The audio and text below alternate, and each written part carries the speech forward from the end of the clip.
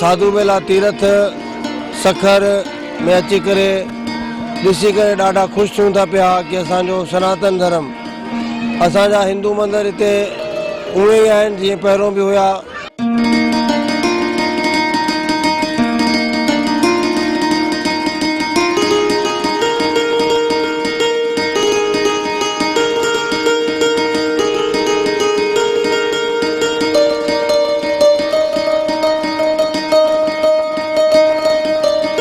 सिंध में आई हूँ साधु बेला पे।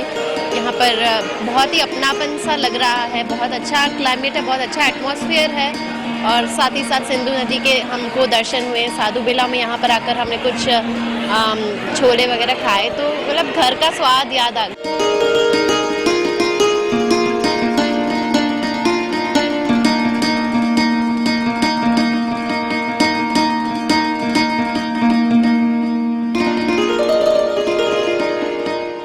सिंधु दरिया जे ॿेट में क़ाइम हिंदुनि जे तीर्थ आस्थान सात बेले वारे मंदिर जी सूंहं बि सिंधुअ जी सूंहं खे 4 चंड लॻाए थी।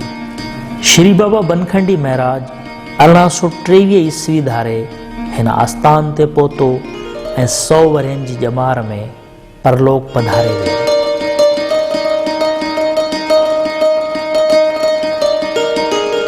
संदसि असुल नालो लालचंद हो, पर छाकाणि त हुन 9 सालनि जी ॼमार में घर छॾियो ऐं बन जो राही थियो, तंहिं करे गुरुअ संदसि नालो मटाए बनखंडी रखी छॾियो।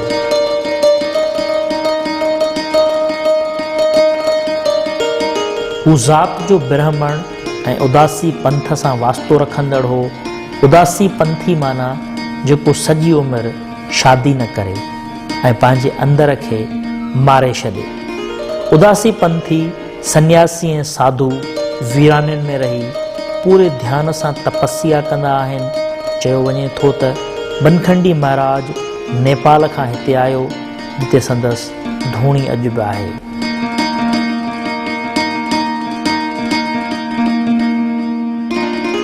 संदसि गुरु हिंदुस्तान जी रियासत पटियाला में हो।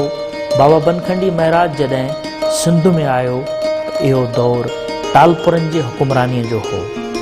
चयो वञे थो त मीर सोराब खान टालपुर अक्सर बाबा बनखंडी महाराज वटि ईंदो हो।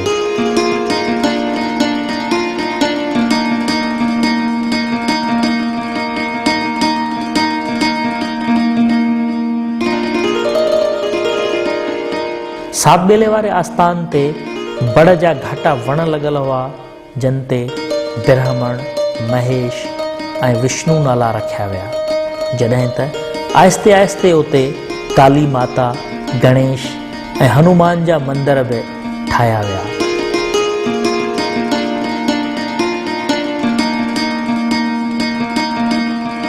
छाकाणि त बखर ऐं रोड़ी जी वॾी आबादी हिंदुनि ते मुश्तमिल हुई। मीरनि जा वज़ीर ऐं शहरनि जा शाहूकार बि हिंदू सेठ हुआ, जंहिं करे सात बेले वारे हिन तीर्थ आस्थान तरक़ी वठण में देरी न कई। जेतोणीकि सात बेले वारे मंदर जी तारीख़ का एतिरी घणी पुराणी न आहे, पर हिन जी सूंहं ऐं संगमरमर सां बनावट सदियुनि जी सिक लाहे छॾे थी।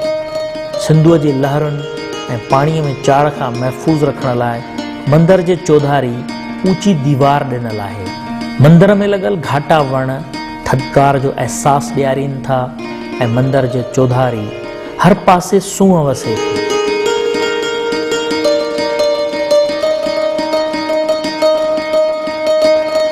सात बेले में ॿेड़ियुनि लांचुनि ज़रिए यात्री पूॼा पाठ करण ऐं घुमण लाइ पहुचनि था। जॾहिं त हर साल सात बेले वारे मंदर में बाबा बनखंडी महाराज जो 3 ॾींहंनि वारो मेलो बि लॻे थो, जंहिंमें शिरकत लाइ ॾेह तोड़े परॾेह खां हज़ारें यात्री पहुचनि था।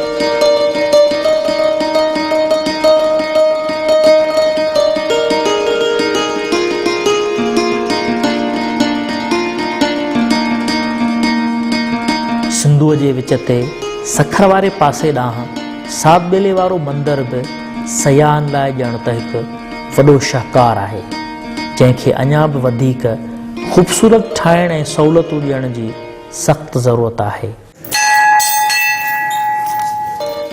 जॉन मोहम्मद महर, KTN न्यूज़, सखर।